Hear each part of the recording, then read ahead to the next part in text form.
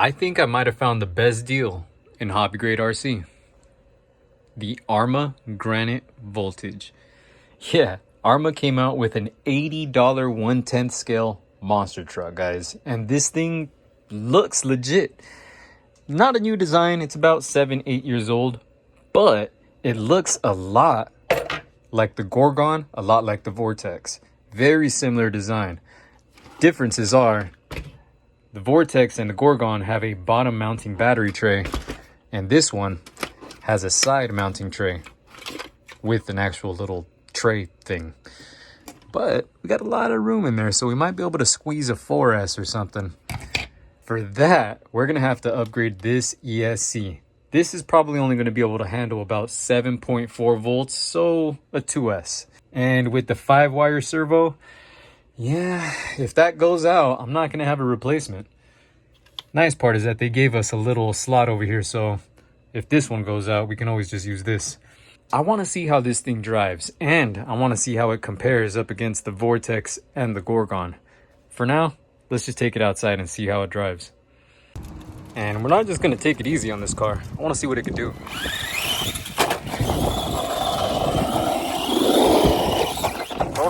All right, chill. That didn't take long. All right. Not bad. Out of the box, it's got a little bit of a punch to it. And since it has the clearance, it does kind of take the grass without an issue. It's responsive. It's doing what I ask it to do. The tires have a good amount of grip on them. And the nickel metal hydrate has a good amount of battery. I mean, look at this. It goes up the hill without an issue. Oh, and it could take a hit too. Now, I would like to see a little bit more power, but that's just me being picky, guys. This out of the box for, honestly, my test driver would love this thing. All right, let's get it dirty.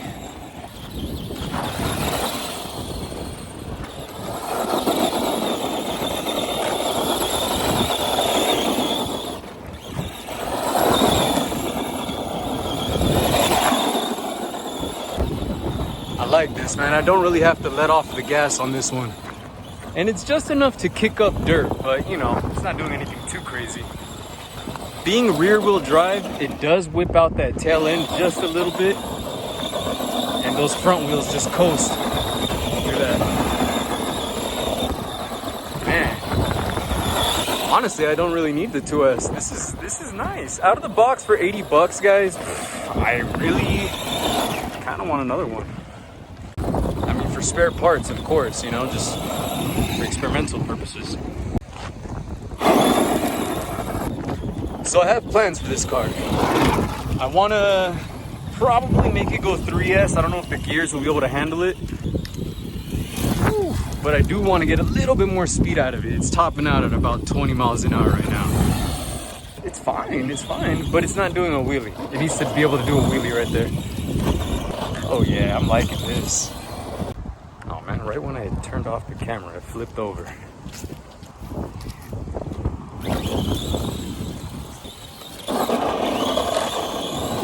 Woo, nice.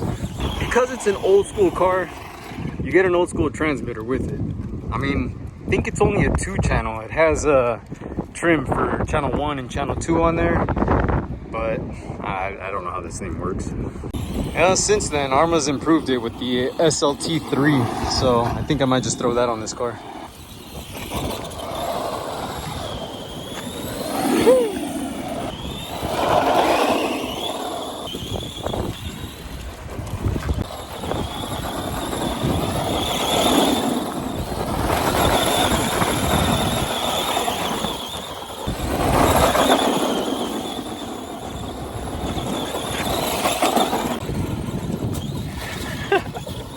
Look at that, without an issue.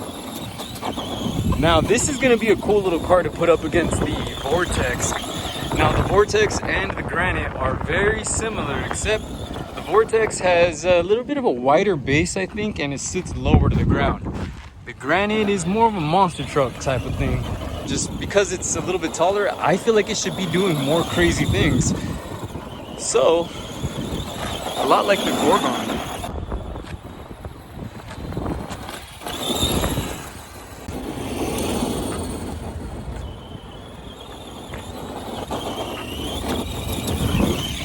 definitely a fun RC car. This is a 10 out of 10 in my book. I mean, for the price, I could get 2 of these and it's 1 Gorgon.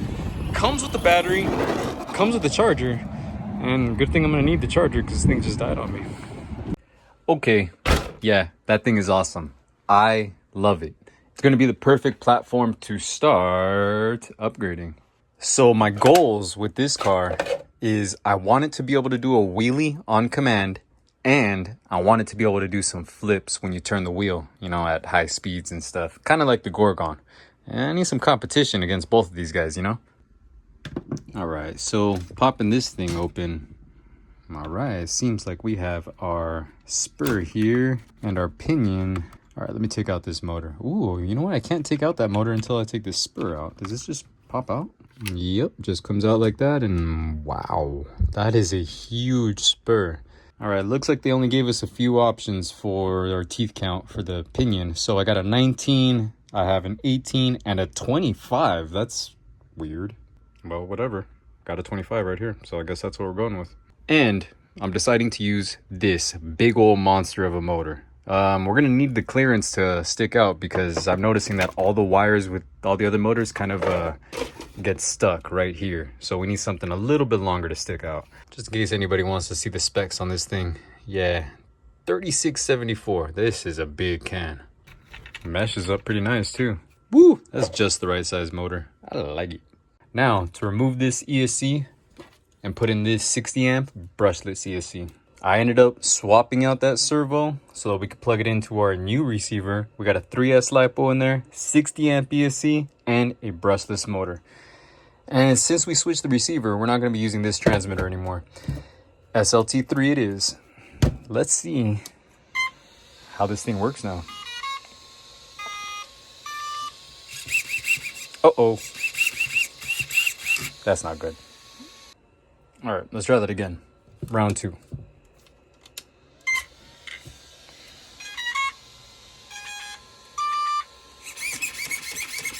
Much better. Put a more powerful battery, so let's see.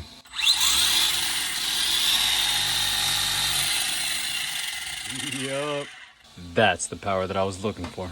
Now, let's take it outside and see how it drives. All right, now let's see these changes. Okay. Whoa. It's almost like it can't keep the 2 back tires on the ground anymore.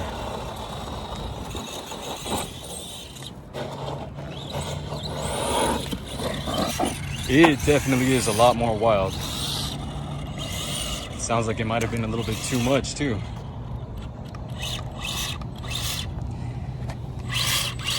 Yeah, gear's probably slipping. I thought it was gonna be the spur, but the spur seems fine. And the pinion is still kind of locked in place. I thought the grub screw would have been loose, but looks like it's still working out. Don't know what happened.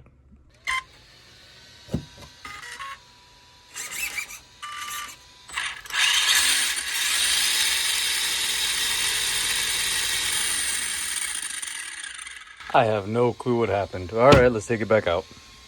Pulling it back out, it still looks like it's struggling a little to accelerate. Yeah, I don't know what's going on with it. If any of you guys got any ideas on what happened with this thing, let me know in the comments, because it's not looking too good.